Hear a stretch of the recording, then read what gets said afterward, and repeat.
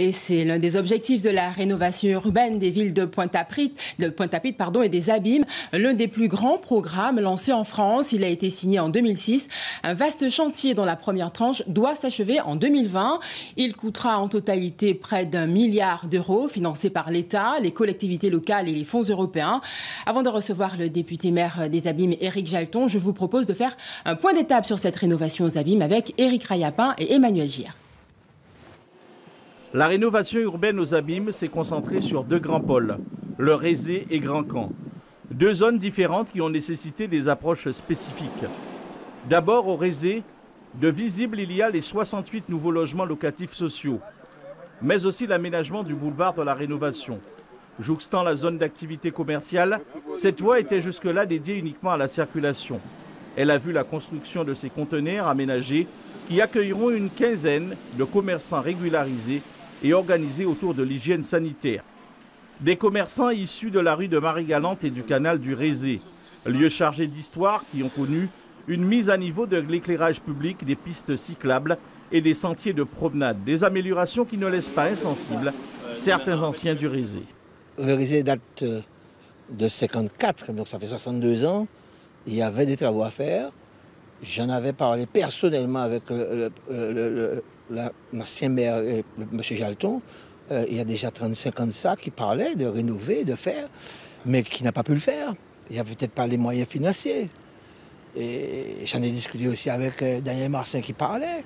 Mais finalement, ça se fait maintenant, les gens ne peuvent être que contents. Ces premiers pas de la rénovation urbaine ne font pas oublier pour autant la délinquance souvent juvénile. Je ne pense pas que la rénovation urbaine va améliorer la délinquance. La délinquance, c'est un problème qu'il faut la prendre à part. Et moi, pour moi, la délinquance, c'est une question aussi d'éducation et de tout, qu'il faudra que les parents revoient aussi leur fonctionnement. Parce qu'il y a des enfants dans les rues, des petits-enfants en bas âge, qui ont une dizaine d'années, qui sont dans les rues, il est minuit. Autre illustration forte de cette rénovation urbaine des Abîmes, Grand Camp. Dans ces quartiers dortoirs par excellence, l'accent a été mis sur l'amélioration des logements locatifs à travers une nouvelle approche plus moderne et plus accessible. Les appartements sont plus grands, les espaces sont plus grands, la salle de bain aménagée. Et donc c'est déjà une autre vie. J'habite toujours à Rivon dans les anciens logements, mais pour les nouveaux logements ne sont pas encore d'abord ont été relogés. La construction des collinettes, toujours à Grand Camp, a donné le coup d'envoi d'un vaste chantier de remplacement des grandes barres datant des années 60-70. Cette démarche physique s'accompagne d'une prise en compte au plan humain indispensable. Si on reconstruit sans vraiment assurer la mixité, on va continuer à cloisonner. Il y aura toujours cette espèce d'opposition entre toutes les couches de la société. Agir sur le bâti, mais aussi et surtout l'humain, et permettre des parcours de vie positifs. Globalement, la rénovation urbaine des Abîmes est à 40% de sa réalisation. La livraison prochaine du complexe Emmanuel Albon au Rézé et les futurs immeubles à Grand Camp d'ici 5 ans vont achever cette première tranche des travaux. Bonsoir Éric Jalton. Bonsoir. Alors vous êtes député et maire des Abîmes. Alors, président de Cap Excellence, c'est important pour ce sujet. En effet. Alors 40% de réalisation de ces chantiers qui doivent se terminer en 2020. Oui. Peut-on parler de retard aux Abîmes? Ah non, pas du tout.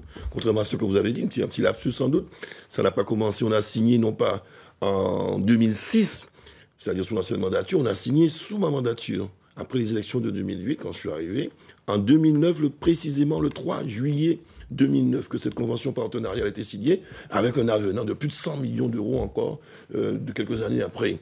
Et donc, c'est un vaste projet, très ambitieux, et qui touche à la fois l'humain, on l'a dit dans le reportage, sous le plan de la sécurité, du logement, de l'amélioration des équipements d'accompagnement sportifs, culturels, des écoles pour l'éducation, l'emploi à travers le développement, la redynamisation économique, tous les aspects qui concernent au plus près la population sont pris en compte pour changer la ville, améliorer cette ville, aussi bien à Grand Camp, Rézé qu'au bourg. En parallèle, évidemment, le développement rural durable, des grands fonds, de la campagne, des Abîmes, nous sommes très actifs également. Alors, est-ce qu'aujourd'hui, le financement est bouclé pour les années à venir? Le financement est bouclé d'ores et déjà pour l'acte 1 de la rénovation urbaine, je suis actuellement, qui va faire l'objet prochainement, mardi précisément, on va signer avec le président de l'ANRU. Justement. Voilà, donc effectivement, François Pupponi, voilà, député maire de Sarcelles et président de l'ANRU, l'Agence nationale de rénovation urbaine. Donc chez nous dès demain, donc qu'attendez-vous concrètement de sa venue? Donc signature de convention.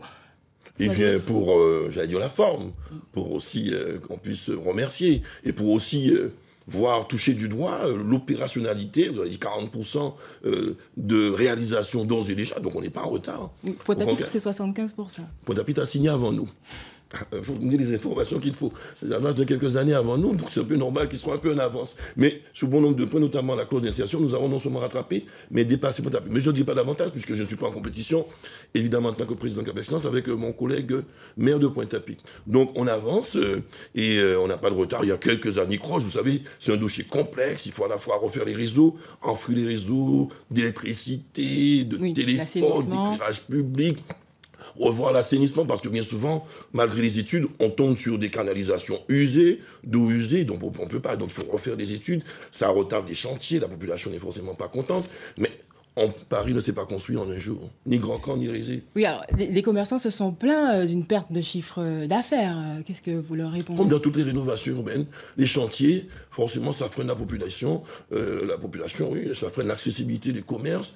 On fait de notre mieux pour limiter la durée des chantiers, en comptant quand même sur nos entreprises guadeloupéennes. On ne voit pas les exclure manu militari. Ce sont nos enfants qui travaillent. Donc on fait attention, on met la pression, mais sans tuer l'entreprise. On joue avec les nombreux opérateurs qui interviennent, le CIMEG, la CEMAG, la SEM-SAMAR, la ville, la région, sur le même chantier, notamment sur la SRN5 au bourg des Abîmes, qui prend du temps, mais on en a encore pour au moins 6 mois. Donc il faut faire preuve de patience. Après, le bourg, comme le Rézé, Grand Camp renaîtra de ses cendres. Alors, vous parlez de patience. Une deuxième phase va être signée. Quels en seront les grands axes? Quelles en seront les priorités?